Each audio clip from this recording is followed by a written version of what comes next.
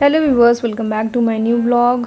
और ब्लॉग मेरे अपलोड इसलिए नहीं हो रहे हैं क्योंकि आप मेरे ब्लॉग पर बिल्कुल भी सपोर्ट नहीं दिखा रहे हैं। तो अगर आपको ब्लॉग बिल्कुल भी नहीं अच्छा लग रहा है तो वो भी कमेंट में करके बताइए। कुछ तो कमेंट कीजिए ताकि मुझे पता चले और मैं अपने ब्लॉग्स को इम्प्रूव कर सकूँ। तो यहाँ मैंने चाय पीने के बाद आ गई थी मैं किचन में और यहाँ मैं बना रही हूँ करेले का भरवा। और मैंने इसके मसाले तैयार कर लिए था और उसी कढ़ाई में फिर से मैंने डाल दिया इस करेले को। और ये जब तक फ्राई होगा बाकी के काम निपटा लेते हैं।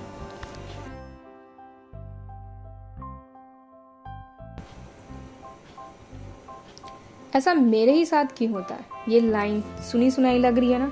आपके मन में भी आई होगी। ये ख्याल हम सब के दिमाग में कभी ना कभी जरूर आ ही जाता है। आपके मन में भी शायद कभी ये थिंकिंग जरूर आई होगी, ऐसा मेरे ही साथ क्यों हुआ? बाकी सब तो कितने खुश हैं, कितने आराम से अपनी जिंदगी जीते हैं, तो फिर मेरे साथ ऐसा क्यों? है ना? मेरे मन में भी आता है और बहुत सारे लोगों के भी मन में आता है।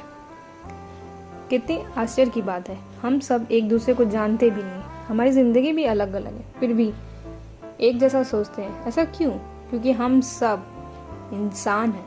कुछ भी हो जाए अपने इंसानी स्वभाव से बाहर नहीं आ पाते। जब भी लाइफ या जो भी हमारी इच्छाएं होती हैं वो परिस्थितियों के विपरीत चलने लगती हैं, तब हम बड़ा परेशान हो जाते हैं और बड़े दुखी हो जाते हैं और बैठ के सोचने लगते हैं कि आखिर मेरे साथ ही ऐसा क्यों होता है। लेकिन जब आप खुश होते हैं तब तो आप नहीं सोचते कि मेरे साथ ही क्यों हो रहा है, इतना अच्छा मेरे साथ ही क्यों हो रहा है, क्योंकि उस समय हमें टाइम ही नहीं होता अपनी खुशी से बाहर निकलने का और दूसरों के बारे में सोचने का। लेकिन जैसे ही हमारे जीवन में परेशानी आती है, कुछ भी हमारे मन का नहीं होता, तो हमें बड़ा दुख होता है। तब एक ही सवाल आता है, मैं ही क्यों? ऐसा मेरे साथ ही क्यों? अरे अगर बोलना ही है तो ये कहिए ना, ऐसा मेरे भी साथ क्यों? क्योंकि विश्वास मानिए इतना ही दुख या इससे भी ज़्यादा दुख और लोगों को भी झेल रहे होंगे। तो अपने दुखों को नज़रअंदाज कीजिए और जो आपने ठान के रखा है उसको करने की कोशिश करिए, क्योंकि ये लाइफ है। लाइफ में हमेशा अप एंड डाउन चलते रहेंगे, कुछ ना कुछ होता ही रहेगा। अभी एग्जाम्पल ले लीजिए हाल ही का, बाकी जितने भी बीएड के छात्र थे, इतने ज़्यादा मेहनत करने के बाद, पैसे फूकने के बाद, एग्ज़ाम देने के बाद, और उन्हें पता चलता है कि वो पीआरटी से ही बाहर है। सोचिए उनके ऊपर क्या बीत रही होगी। जिस चीज़ के लिए वो प्रिपेयर कर रहे थे, जिस चीज़ के लिए उन्होंने सारा टाइम लगा दिया, वो चीज़ ही उन्हें नहीं मिलने वाली। तो फिर उसके आगे तो हम लोग काफ़ी अच्छे हैं। तो जो हम अपना काम कर रहे हैं उसको कीजिए और मेहनत कीजिए। तो ये है इसका राखी का गिफ्ट, जिसे ये अनबॉक्स कर रही थी और जिसे खोलते खोलते इसकी हालत डाउन हो गई थी।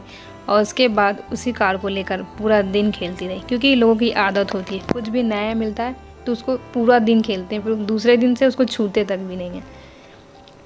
और यहाँ पे मैं कर रही थी टाइपिंग। मैं लाइब्रेरी से आ चुकी थी और मैंने रेस्ट भी कर लिया था। उसके बाद यहाँ मैं थोड़ा सा टाइपिंग कर रही थी। और यहाँ मैं आपको दिखाना चाहूँगी कि अभी मेरे 4.5 घंटे की स्टडी हो गई थी। लगभग मैंने 3.5 घंटे लाइब्रेरी में बिताए थे। और यहाँ से स्टार्ट होता है मेरे नेक्स्ट डे का व्लॉग, जो कि है रक्षाबंधन का दिन। तो आज है 31, तो उसी की प्रिपरेशन चल रही है। तो यहाँ मैं चेंज कर दी थी अपना बेडशीट, क्योंकि वो बहुत गंदा भी हो चुका था और मैंने सोचा कोई ना कोई घर में आएगा ही ज़रूर, इसलिए थोड़ा सा चेंज कर देते हैं तो अच्छा लुक आएगा। और आप बताइएगा कि आप लोगों ने रक्षाबंधन कब सेलिब्रेट किया था, 30 को या 31 को? 30 की शाम को या 31 को सुबह को? यही 2 टाइम था जब हमें रक्षाबंधन सेलिब्रेट करना था। यहाँ तो मैंने कुछ भी नहीं किया, क्योंकि यहाँ मेरा कोई भाई नहीं है और यहाँ मैं ससुराल में थी, तो फिर वैसे ही बस खाना पीना बनाया। बाकी जो लोग आए जिन्होंने राखी बांधी, तो यहाँ मैं अपना बेडरूम अरेंज कर चुकी थी। और ये नीचे बैठकर लगा रही है नेल पेंट। इसे नेल पेंट लगाना बहुत पसंद है और ये दोनों हाथ में अपने से खुद ही लगा लेती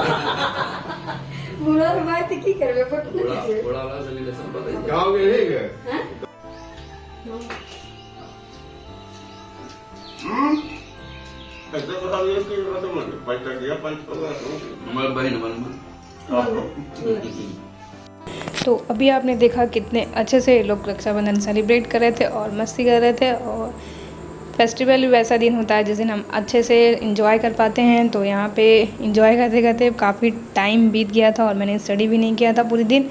तो यहाँ मैं अभी पढ़ रही थी मैप, क्योंकि जीएस के लिए मैप के क्वेश्चन और मैप मतलब एकदम गो थ्रू होना चाहिए हर एक पॉइंट पे। जैसे अभी न्यूज़ में बहुत ही ज़्यादा हाईलाइटेड था ग्रीस, जो कि ब्रिक्स सम्मेलन वगैरह से रिलेटेड था, तो हमें पता होना चाहिए कि वो किस कॉन्टिनेंट में है। तो वैसे ही तो इसीलिए मैप इज़ मोस्ट इम्पॉर्टेंट। तो यहाँ पे मैं उसी को पढ़ रही थी और मेरे पास खान सर का मैप का बुक भी है और उनके नोट्स भी हैं, तो उसी से मैं कर रही थी और मेरे साथ साथ ये भी बैठकर स्टडी कर रही थी।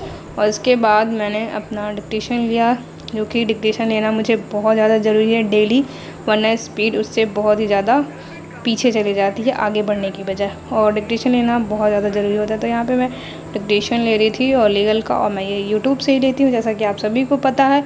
और इस ब्लॉग पे कम से कम 150 व्यूज़ आ गए तो मैं आगे लेकर आऊँगी कुछ इंटरेस्टिंग सा चैलेंज, जिसको हम लोग कंप्लीट करेंगे आगे आने वाले वीडियो में। तो वीडियो को बहुत ही अच्छे से देखिए और इन्जॉय कीजिए, और थोड़ा सा भी मोटिवेटेड और थोड़ा सा भी अच्छा लगे तो वीडियो को लाइक कर दीजिएगा, नए हैं तो चैनल को सब्सक्राइब कर दीजिएगा। और क्योंकि आपका एक एक लाइक सिर्फ मुझे मोटिवेट करेगा अच्छे अच्छे वीडियोस बनाने में, और मैं जो मेहनत करी हूँ उसमें और दुगनी जान लगाने में। तो फिर मिलते हैं नेक्स्ट ब्लॉग में, तब तक के लिए बाय बाय। और मैं आपके साथ कुछ क्लिप्स शेयर कर रही हूँ रक्षाबंधन की। Thank you for watching.